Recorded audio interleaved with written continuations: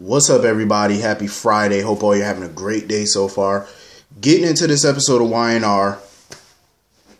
Lola is like seriously irking my soul. Like, Lola really is getting on my nerves. Like, honestly.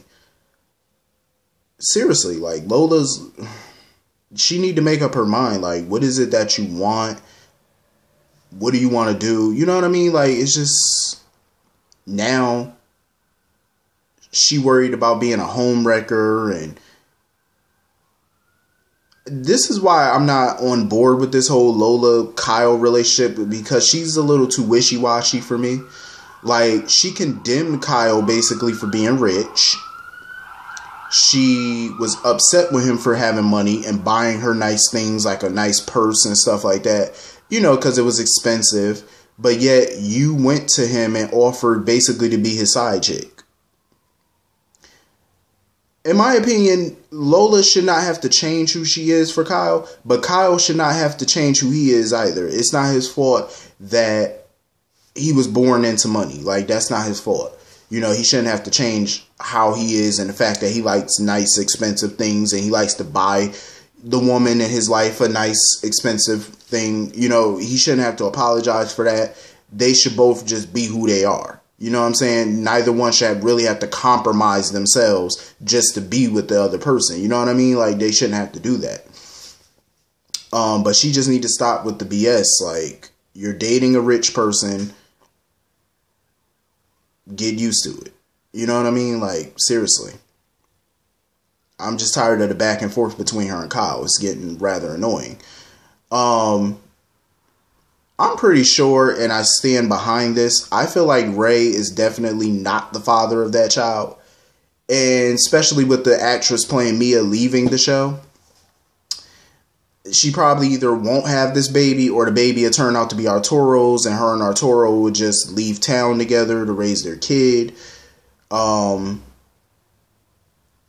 Those are just possibilities of what can happen, but I'm definitely sure the baby ain't raised. Like, I'm positive on that. I don't think the baby is his. Then again, it might turn out to be his, like I said, and she could lose the child, but for me, I just don't really think that it is. So anyway, moving on from that, I love seeing Michael and Lauren together.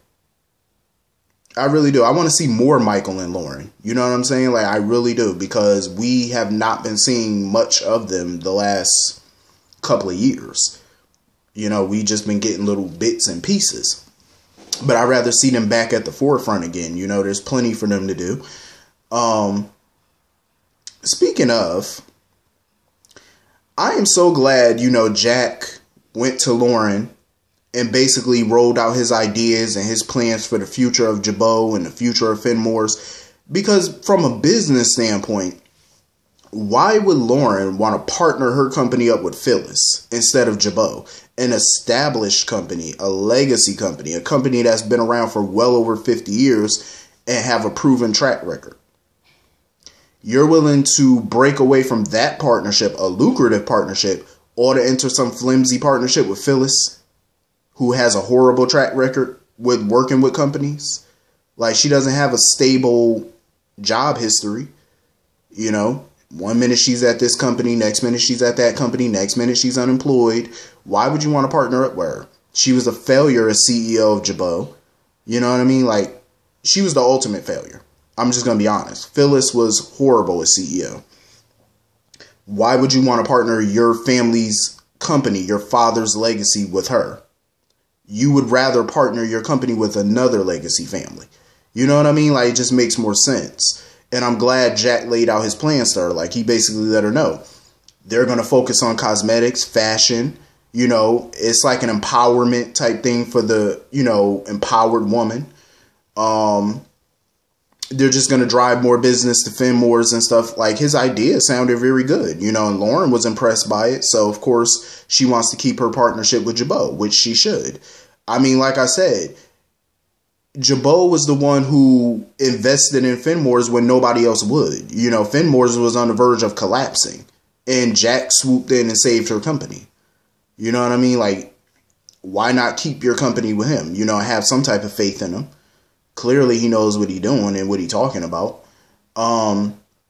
But I mean, sometimes I can understand why she would think certain things, because Jack has made questionable business decisions over the years, but he does know what he's doing for the most part. But some business decisions I haven't always agreed with. Like a few years ago when he wanted to buy Chancellor, I felt like he was doing too much when he wanted to buy Chancellor. I think that was like, what, a year ago, 2 years ago, he wanted to buy that company. He was doing too much for me, but I do like most of his business ideas. And I love the fact that him and Kyle weren't bowing down to Phyllis and her demands. Phyllis came in there with that lame blackmail attempt, and trust me, it was very lame. Like, she needed to do better. She came in there with that whack blackmail attempt with her little photos of Kyle being around Lola at the club and stuff like that. She was threatening to go to the press with it and tell people how Kyle was cheating on her daughter. First of all, even if you did that, you would have been humiliating your daughter in the process. You think you would have been sticking it to the Abbotts and Jabot, but you would have been sticking it to your daughter as well, because it would have made her look like a fool in the press. Even Jack pointed that out to her. Like, do you really want to embarrass your daughter like that? In my opinion, Phyllis kept talking about, oh, I'm doing this for my daughter. No, you're not. You're doing it for you. You're just disguising it and dressing it up like you're doing it for your daughter, when in reality, you're doing it to help you, because you wanted Fenmore's away from Jabot, and you wanted Jack to give you some seed money. I'm glad Jack told her no dice. He ain't even going to roll the dice. He not even going to play the game with you. You know what I'm saying? I'm glad that he talked to Kyle about it first, because Jack was willing to give her what she wanted if that's what Kyle wanted. But Kyle was like, nope, tell Phyllis we're not bowing down to her. And I don't blame them. Like, why should they? It's a stupid thing. It's something that can be explained. And, you know, why would the media care so much about it? You know what I'm saying? I mean, of course they would, because it's a juicy story for them.